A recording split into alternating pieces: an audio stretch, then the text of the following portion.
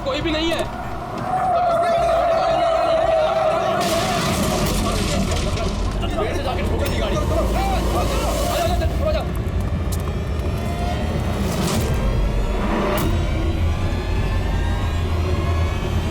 अरे बबलू भाई, अंदर तो देखो, ड्राइवर नहीं है।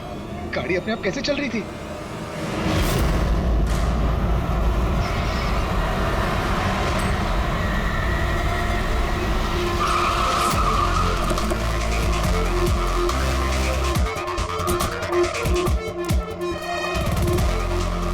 सलाम साहब। क्या बात है? एक्सीडेंट के केस में सीआईडी को बुलाया तुम लोगों ने? सर मुझे लगा है नॉर्मल एक्सीडेंट नहीं है, इसीलिए। क्यों? ऐसा क्यों लग रहा? सर आइए खुद ही देख लीजिए, आइए।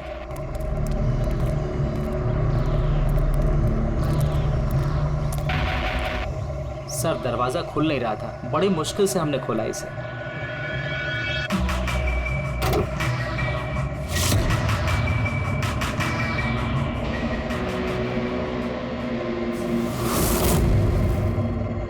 ये पहले किसने देखा? सर इन लोगों ने। मैं देखता हूँ। किसने देखा था पहले? क्या हुआ था? सर ऐसा पहले कभी देखा ही नहीं। गाड़ी में ड्राइवर नहीं था सर। गाड़ी में ड्राइवर नहीं था, गाड़ी अपने आप चल रही थी। अरे यार साफ साफ बताओ भाई। हाँ सर, गाड़ी में ड्राइवर नहीं दिखाई दिया और गाड़ी जाके सीधे पेड़ से टकरा गई। अरे क्या बात कर रहे हो? गाड़ी के अंदर ड्राइवर है, मना पड़ा है। नहीं सर, सच में गाड़ी में ड्राइवर नहीं था, नहीं तो ये गाड़ी मेरी भी गाड़ी को टकराते हुए बच गई। लाश की हालत से तो लगता है कि गाड़ी काफी स्पीड पे थी। सर गाड़ी बहुत स्लो थी, लेकिन इतनी स्लो में कोई मर कैसे सकता है? गाड़ी भी ऑटोमेटिक है, हर चीज ऑटोमेटिक है, सेफ्टी डिवाइस भी ठीक है।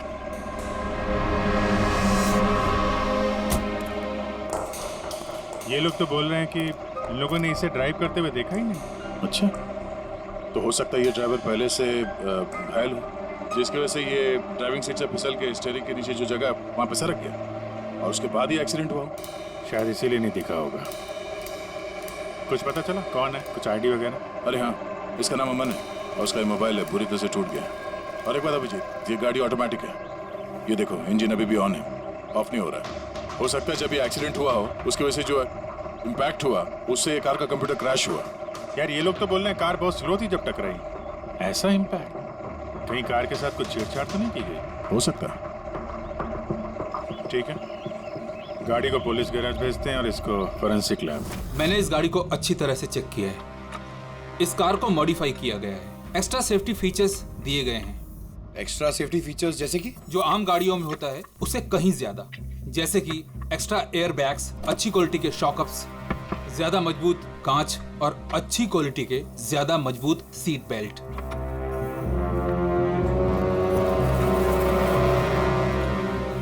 ये देखो, निकोटीन पैच। Nicotine patch? ये तो सिगरेट छोड़ने के काम में आता है ना। हम गाड़ी के सिस्टम को कंप्यूटर से लिंक कर सकते हैं? जी हाँ मैडम, एक मिनट।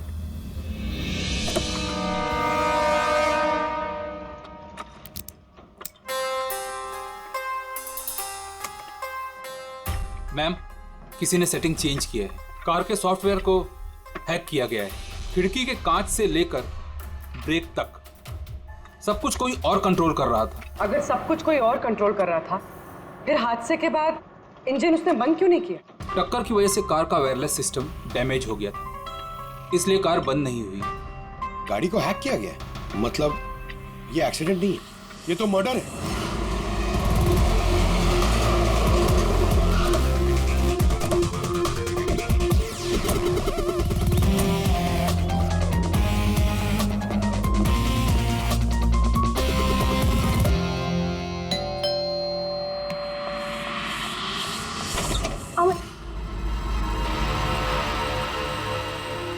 आप लोग? सीआईडी।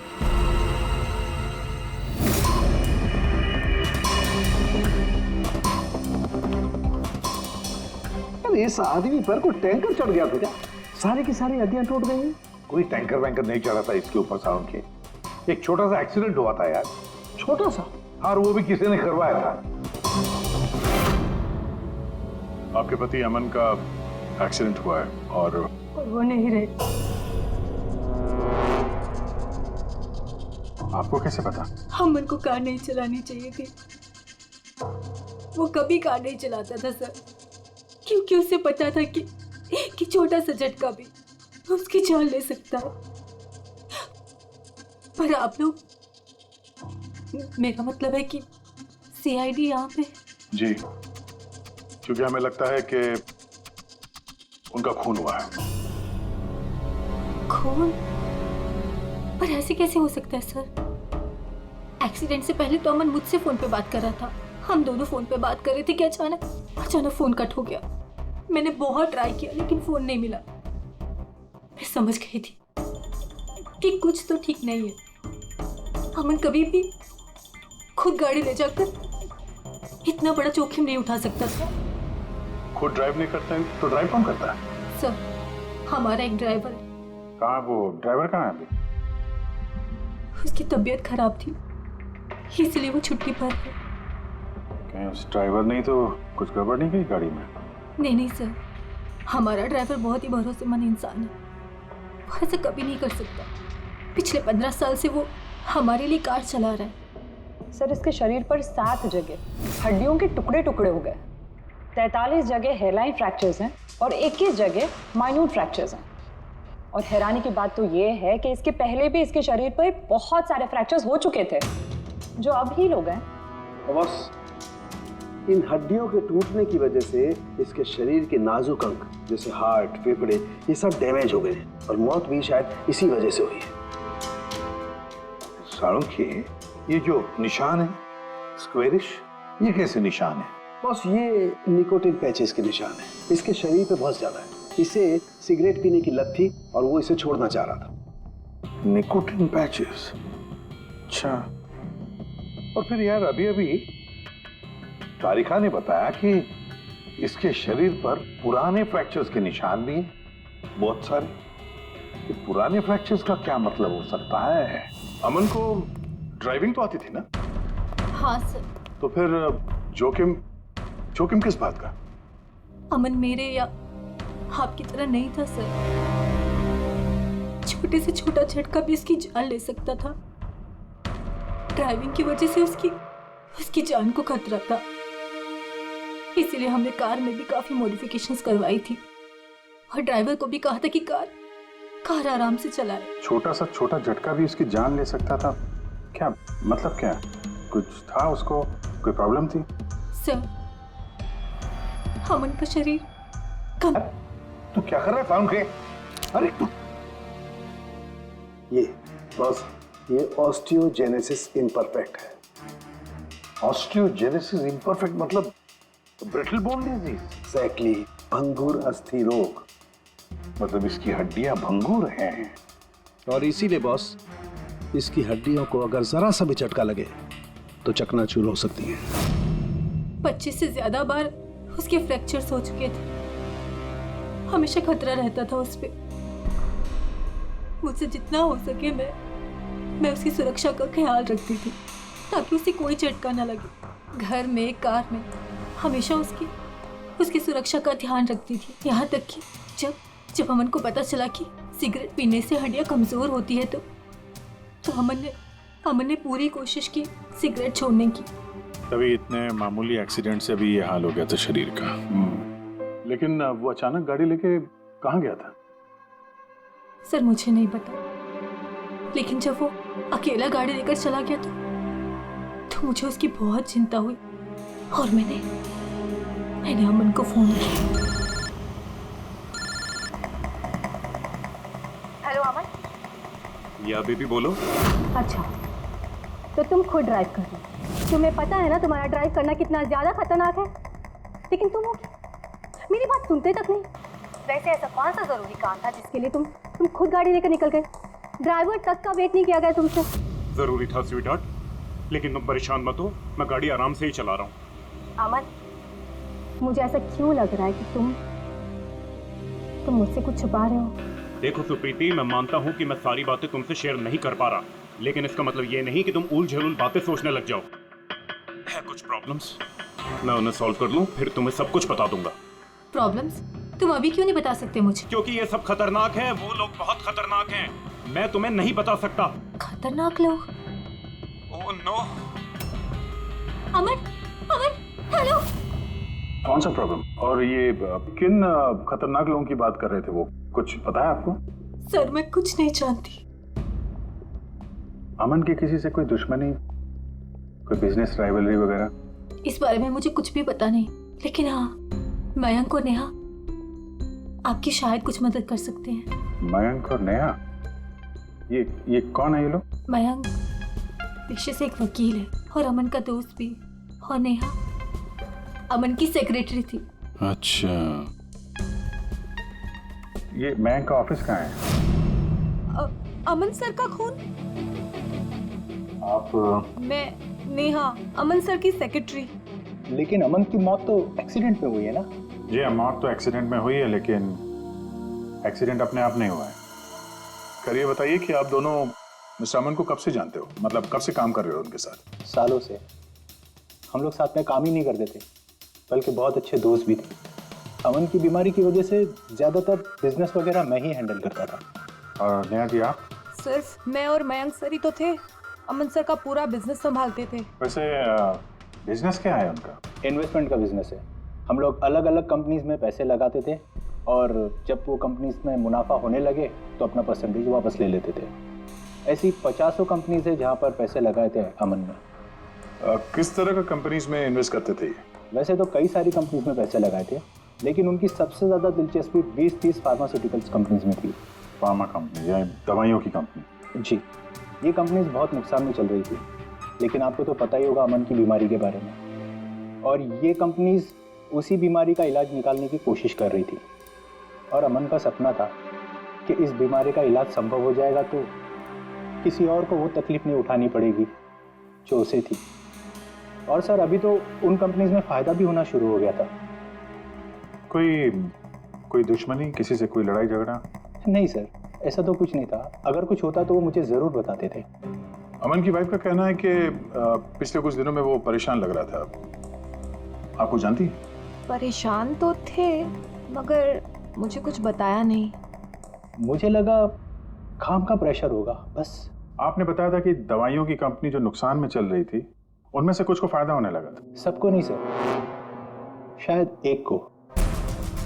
मुझे उसकी डिटेल चाहिए। जी, मुझे अकाउंट चेक करना होगा। ठीक है। और मुनाफे के अलावा कोई ऐसी बात जो आपको अलग लगी या फिर कुछ अजीब सी हो, वो भी बता दीजिएगा।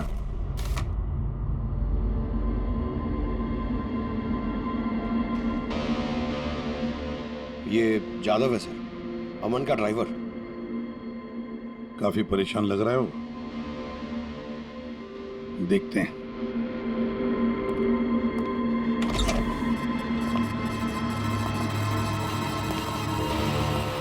जादव। जी सर। अमन के ड्राइवर है ना? जी सर। क्यों छुट्टी पर क्यों गए थे तुम? साहब बीमार हूँ और अमन सर ने मुझे खुद छुट्टी दिया था। मिस्टर अमन को तुम ही लेके जाते थे ना? जी मैडम, अमन सर मेरे साथ ही जाते थे। कभी वो कोई टैक्सी वगैरह नहीं लेते थे।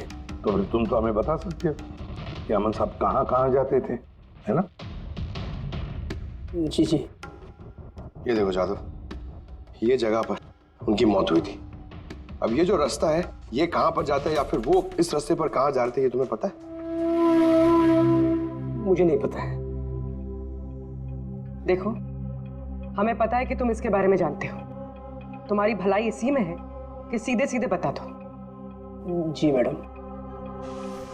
सुप्रीति मैडम से कुछ कहिएगा मत।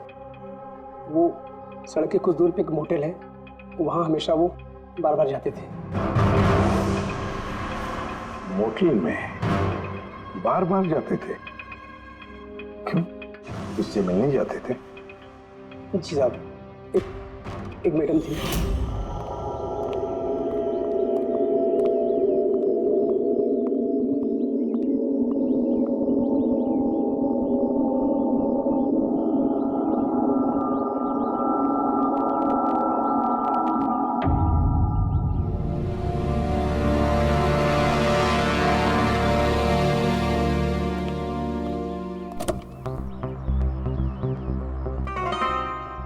सुन जादव, ये जो कुछ भी तुमने देखा इस बारे में किसी से कुछ मत कहना, सुप्रीति भाभी से भी नहीं, समझे?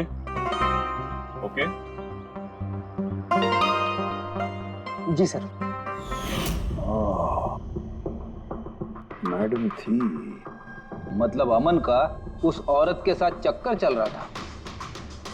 जी छोटी मुंह बड़ी बात, साहब छुप छुप के उस मैडम से अगर मिलते थे तो इसका मतलब तो यही निकलता है। अमन उस औरत से मिलने जा रहा था जब यह हादसा हुआ।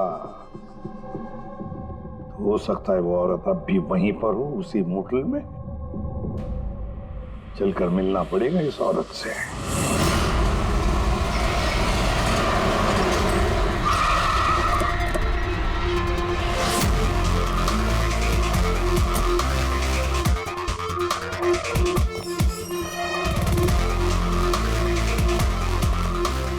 Excuse me.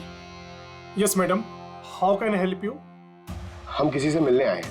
लेकिन आप लोग हैं कौन और किससे मिलना है आप लोगों को? हम लोग सीआईडी से।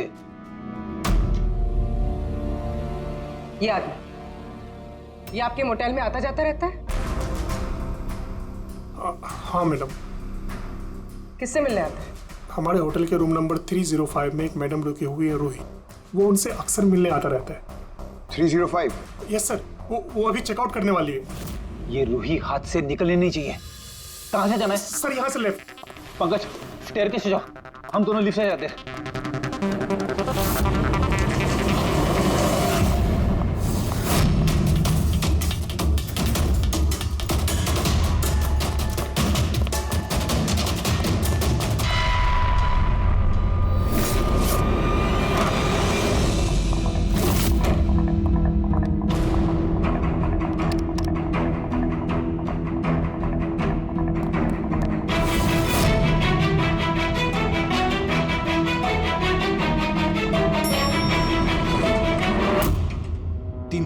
सर उधर।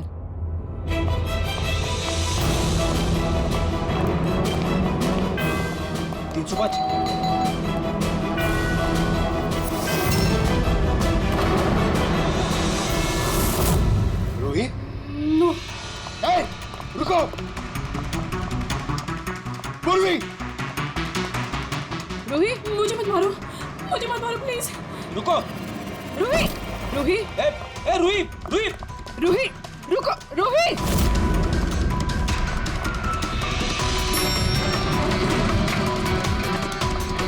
ए, रुक जा! रूही, रुको! ए, रुक जा! रूही, मार दो मुझे, लेकिन तुम लोग भी बच नहीं पाओगे। तुम लोगों का सच सबके सामने आ ही जाएगा। सच? कौन सा सच?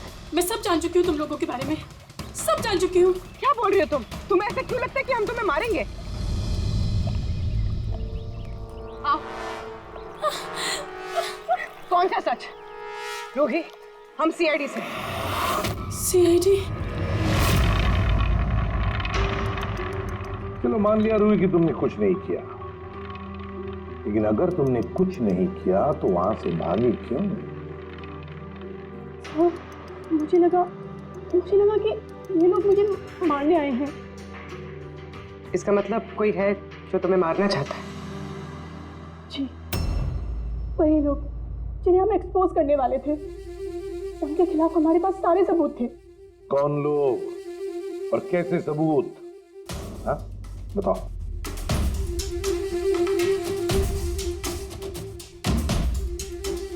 इसे तुम जानती हो ना, यमन है ना, इसी के साथ तुम मिलकर काम करती थी, इसी के साथ मिलकर तुम उन लोगों को एक्सपोज करने वाली थी जिसकी वजह से अमन की जान चली गई।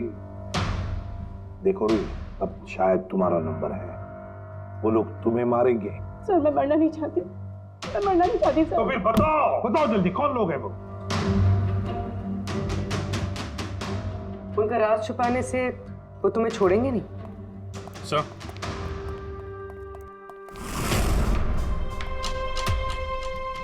रूही, ये लो पानी पी लो, पियो।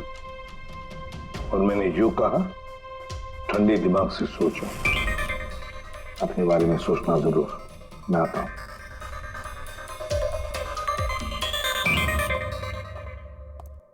घबराई हुई है, डरी हुई है।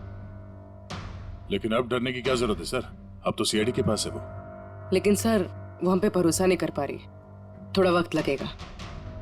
से जो अमन का वकील है मयांक, उससे क्या पता चला? सर अमन ने बहुत सारी दवाई की कंपनियों में पैसा लगाया था, लेकिन वो सब की सब घाटे में चल रही थी। एक कंपनी ही है जिसने अभी अभी फाइनली फायदा करना शुरू किया था, CRM फार्मास्यूटिकल।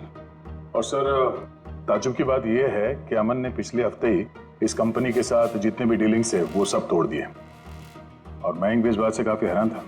वही तो समझ में नहीं आ रहा है कि इस अमन ने जब ये कंपनी लॉस में जा रही थी तब उसके साथ तो डील नहीं तोड़ा, और जब ये कंपनी प्रॉफिट कर रही है तब डील तोड़ने जा रहा है। और सर वो मयंक से कभी कोई बात छुपाता नहीं था, उसने ये बात मयंक को बताई भी नहीं। हाँ सर, मयंक ने उसका भरोसा तोड़ दिया होगा सर। आओ जरा रोही, CRM फार्मास्यूटिकल्स के साथ जो अमन की डील थी वो तुम्हारी वजह से कैंसिल हो गई है ना? वरना उसके पास ऐसी कोई वजह तो थी नहीं। अब सच सच बता दो कि डील तुमने क्यों तोड़वाई? क्योंकि उसने मेरे भाई का खून किया। भाई का खून? सर, मैं जिस शहर से आई हूँ उस शहर में बहुत पोल्यूशन है। मेरे भाई को पोल्यूशन से बहुत एलर्जी थी, उसे सांस लेने में बहुत तकलीफ होती थी। वो तो सिर्फ दवाइयों पर ही जिंदा था। एक मिनट, और वो दवाइयाँ थी CRM फार्मास्यूटिकल कंपनी की, हैं? जी सर, और सबकी सब नकली थी। मेरे भाई के ऊपर कोई असर ही नहीं कर रही थी, और ये बात हमें बहुत लेट पता चली, और मेरे भाई की जान चली गई। तुम्हें कैसे पता चला कि वो दवाई नकली थी? सर, मैं खुद एक प्राइवेट कंपनी में केमिस्ट हूँ। जब ये दवाइयाँ मेरे भाई पर असर ही नहीं कर रही थी तो मुझे शक हुआ कि क्या बात हो सकती है। तो मैंने उन दवाइयों को खुद से टेस्ट किया और मेरा शक बिल्कुल सही निकला। सारी दवाइयाँ नकली थी। नकली थी मतलब? सर, हर एक दवाई एक खास केमिकल से बनती है, और जिस दवाई की मेरे भाई को जरूरत थी वो केमिकल तो उस दवाई में था ही नहीं, जिसकी वजह से वो दवा उस पर असर भी नहीं कर रही थी। और अमन इस कंपनी में एक इन्वेस्टर था। जी सर, इसलिए मैं उससे मिलने भी गई थी, लेकिन वहां जाके पता चला कि इसमें तो उसका हाथ है ही नहीं, और उसने मुझसे प्रॉमिस किया कि वो मेरी इसमें मदद करेगा। अरे सर, आप यहाँ कैसे? कोई काम था क्या? हाँ, ये मेरी असिस्टेंट रूही है। हेलो। इसे देखना था कि दवाइयाँ कैसे बनती हैं। देख सकते हैं? कैसी बात कर रहे हैं सर? आपको कैसे मना कर सकते हैं? आइए मैं दिखा देता हूँ आपको। एक काम कीजिए, आप मेरे साथ बॉस के यहाँ चलिए, रूही अपने आप देख लेगी। रूही तुम जाओ। मैं आप आइए। एक मिनट सर, ज्यादा आगे मत जाना, आप यहीं तक देखना। आइए सर, मैं लेकर चलता हूँ। आप आइए। आइए सर।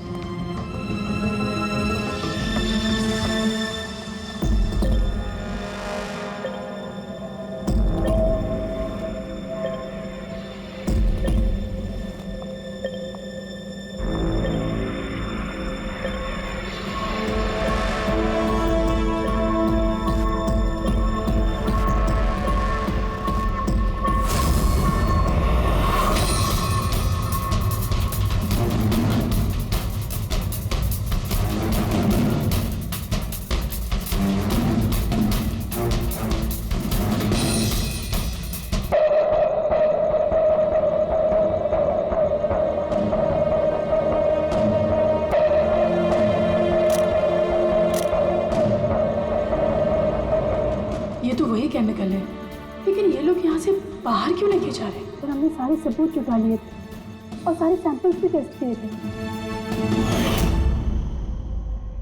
एक बात तो पक्की है कि सामन की मौत और CRM फार्मास्यूटिकल्स का कोई ना कोई संबंध जरूर है। कुछ ना कुछ तो गड़बड़ जरूर है। बॉस, इतनी सुरक्षित कार होने के बावजूद इसकी हड्डियां कैसे टूटी ये पता चल गया। अच्छा सर, अमन के खून में से हमें एक ऐसा केमिकल मिला है जिससे एपिलेप्टिक फिट्स आते हैं, मिर्गी का दौरा। माय गॉड, यार अमन को तो ब्रिटल बोन डिजीज था। मिर्गी का दौरा आ जाके वो गिर जाता, उसकी हड्डियां टूट जाती। इसी की वजह से इसकी मौत हुई है। तो मतलब जिसने भी ये किया वो जानता था अमन के ब्रिटल बोन्स डिजीज के बारे में।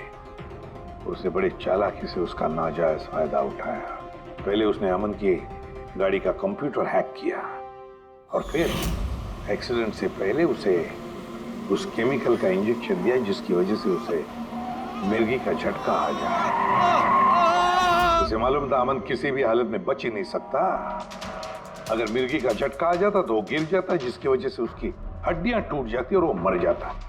अगर उसमें से भी बचता तो कार के एक्सीडेंट में से तो बच ही नहीं सकता था वो।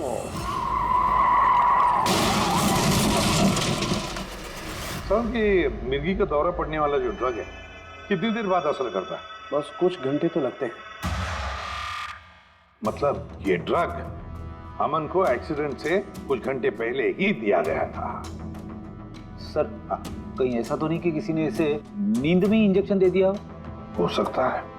बस एक काम करते हैं, इस अमन की बॉडी को फिर से एक बार अच्छी तरह से चेक करते हैं, देखते हैं कहीं कोई इंजेक्शन का निशान तो नहीं है। तारिका? Yes sir. अच्छा साहब की सीआरएम कंपनी की नकली दवा के बारे में क्या पता चला? बॉस उन नकली दवाइयों में एम्फेड्रिन नहीं है। ओह, मतलब रूही सही कह रही थी। सर सर ये कुछ केमिकल्स की लिस्ट है जो सीआरएम कंपनी ने पिछले महीने मंगाई थी। माय गॉड बॉस, इसमें तो वो केमिकल सबसे ज्यादा मात्रा में जो सीआरएम की दवाई में होना चाहिए था, 500 गैलन। 500 गैलन तो बहुत बड़ी गड़बड़ है, बहुत ही बड़ी गड़बड़ है। पंकज, अभिजीत और दया से कहो कि सीआरएम कंपनी में जाओ और वहां से मुझे फोन करें। और फ्रेडी, तुम और पूर्वी अमन के घर जाओ और पता लगाओ एक्सीडेंट के दिन अमन से कौन कौन मिलने आया था। इंजेक्शन? सर, अमन तो इंजेक्शन से बहुत डरता था। ऐसा हो ही नहीं सकता कि वो खुद को इंजेक्शन लगा ले।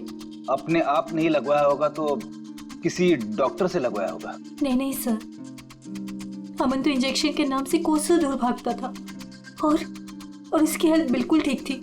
अगर कोई भी प्रॉब्लम होती तो वो कम से कम मुझे बताता। किसी और से नहीं लगवाया, खुद नहीं लगाया, तो फिर वो केमिकल उसके खून में पहुंचा कैसे?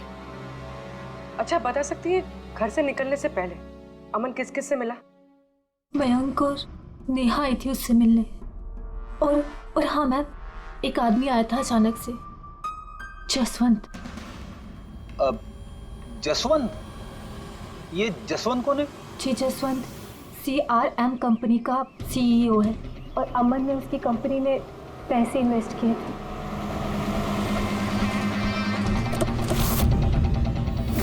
मिस्टर जसवंत, आप अमन के घर गए थे उससे मिलने के लिए उसके एक्सीडेंट के कुछ घंटे पहले?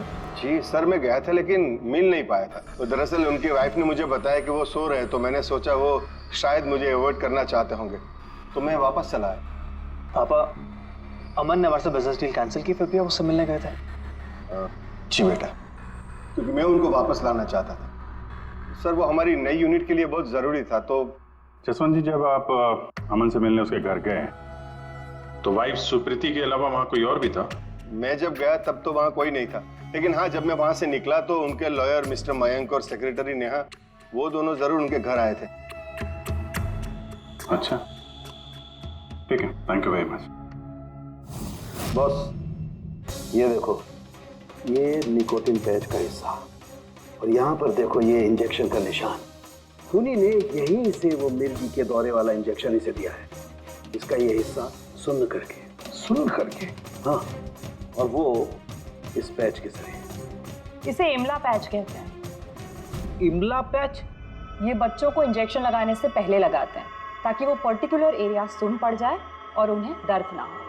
अब बस ये इमला पैच और ये निकोटिन वाला पैच, ये देखो बस, ये दोनों पैच एक जैसे दिखते हैं, बिल्कुल एक जैसे।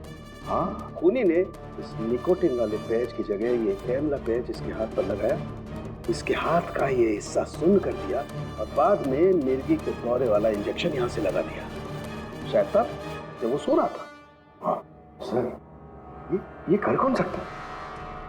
जसवंत तो एक हफ्ते से अमन को मिला भी नहीं।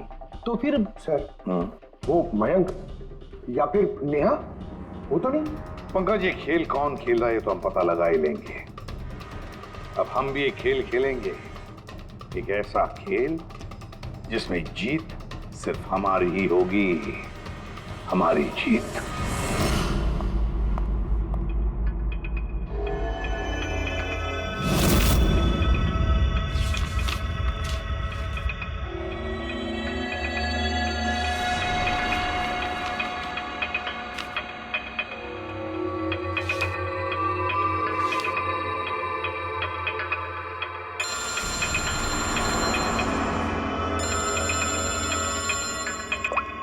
हेलो, मेरा कुरियर तो तुम तक पहुंच गया होगा।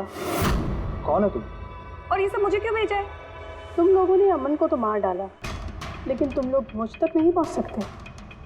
अगर तुम लोग चाहते हो कि मैं अपना मुंह बंद रखूं, तो मुझे 5 करोड़ रुपए देने होंगे। ये क्या बकवास कर रही हो? मुझे इन सब के बारे में कुछ नहीं पता। वो तो जब ये सबूत पुलिस तक पहुंच जाएंगे तो तुम्हें खुद ब खुद पता चल जाएगा कि मैं क्या कह रही हूँ और क्या बोल रही हूँ।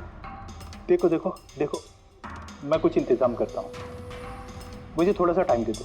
ठीक है, तुम्हें 2 दिन का वक्त मिलता है, मैं फिर कॉल करूँगी।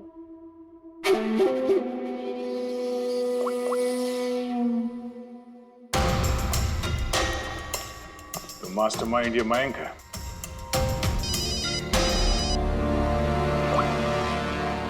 Hello Abhijit sir. सर मैं मयंक बोल रहा हूँ।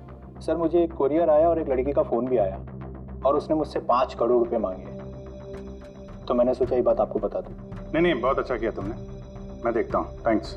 Thank you so much. Mayank का फ़ोन था, उसने उस कुरियर रूही के बारे में बताया सर। और उसने ये भी कहा कि उसने जानबूझ के समय मांगा ताकि हम इस तक पहुँच सकें। तो ये मयंक नहीं बल्कि कोई और ही है।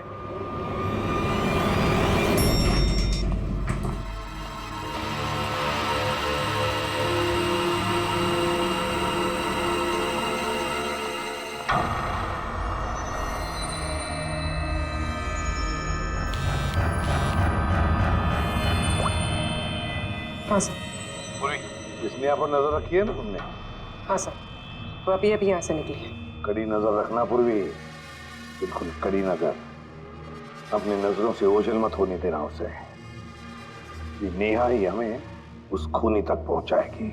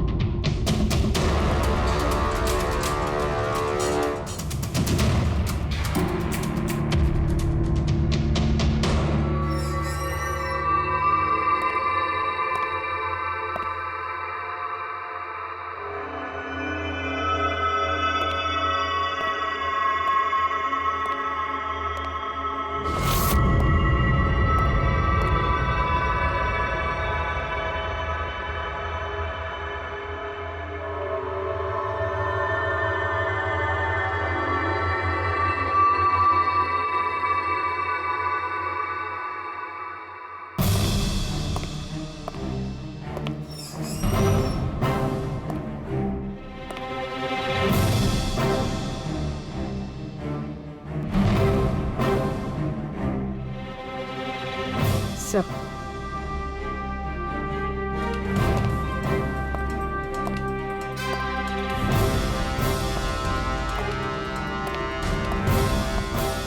क्या हुआ? इतनी जल्दी में क्यों बुलाया? क्या है ये सब? ये सब क्या है? तुमने तो कहा था कि किसी को कुछ पता नहीं चलेगा। फिर हमारे बारे में ये लड़की सब कुछ कैसे जानती है? डोंट वरी बेबी, मैं सब संभाल लूंगा, मैं हूं ना। जैसे उस अमन को ठिकाना लगाया वैसे इस लड़की को भी ठिकाना लगा दूंगा, तुम टेंशन मत लो। ओके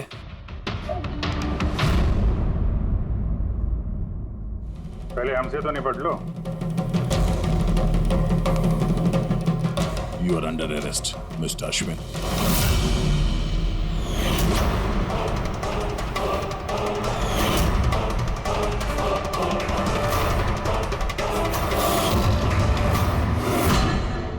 अश्विन के पास तो वजह थी, तुमने अपने बॉस का खून क्यों किया? हम दोनों एक दूसरे से प्यार करते। जब मुझे पता चला कि अमन सर सीआरएम फार्मास्यूटिकल की जांच कर रहे हैं तो ये बात मैंने अश्विन को बता दी ताकि वो लोग अपनी गलतफहमियां दूर कर सके। लेकिन इसने तो अमन को ही दूर कर दिया, क्यों अश्विन? मैं जानता था कि अमन को कुछ समझाने का कोई फायदा नहीं होगा, वो तो हमें जेल भिजवा के ही रहता। तुमने मेरे भाई को मारा, अमन का खून किया और ना जाने कितने मासूमों की जान ली होगी तुमने अपनी इन नकली दवाइयों से। सच में बहुत घाटा हो रहा था, नुकसान पे नुकसान हो रहा था। डैड नहीं मानते इसलिए उनको बिना बताए मैंने केमिकल्स को नॉर्थ इंडिया के प्लांट में बेचना शुरू कर दिया। उससे हम नशा बनाते थे, थोड़ा प्रॉफिट हो ही रहा था कि अमन ने सारा खेल बिगाड़ दिया।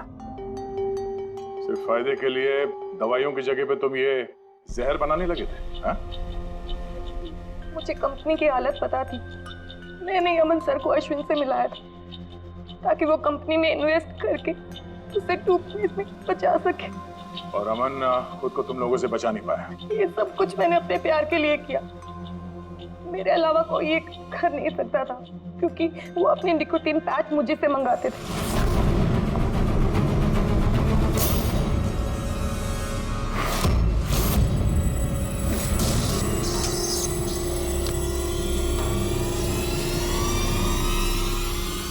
उसके अगले दिन जब हम अमन के घर पर गए। अरे आप लोग आ भी गए, पर अमन तो सो रहे हैं, अगर कुछ इम्पोर्टेंट काम है तो मैं जगा देती हूँ। नहीं कोई बात नहीं, हम इंतजार करेंगे। ओके, मैं अभी आती हूँ।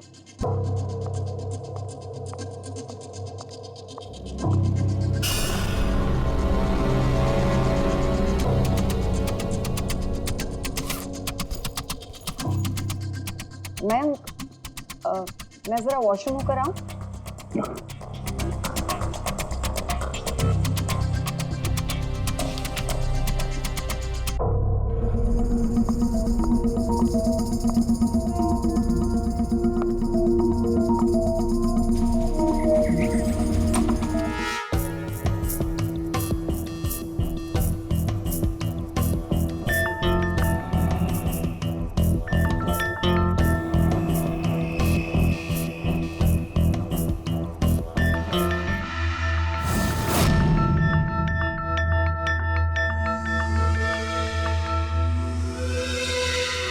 और वो दौरा उसकी कमजोर हड्डियों के लिए जानलेवा बन गया। और तुम चीफ टेक्नोलॉजी ऑफिसर, तुमने रिमोट कंट्रोल से अमन के कार के कंप्यूटर को हैक कर दिया और उसका एक्सीडेंट करवाया। कमाल का दिमाग पाया तुम लोगों ने, कमाल का दिमाग। काश यही दिमाग किसी अच्छे कामों में इस्तेमाल करते तो देश का भला हो जाता, समाज का भला हो जाता। पर नहीं, तुम्हारे इस टेढ़े दिमाग ने दो मासूम लोगों की जानें ली और पता नहीं कितने सैकड़ों लोगों की मौतें हुई तुम्हारी इस गलत दवाइयों की वजह से।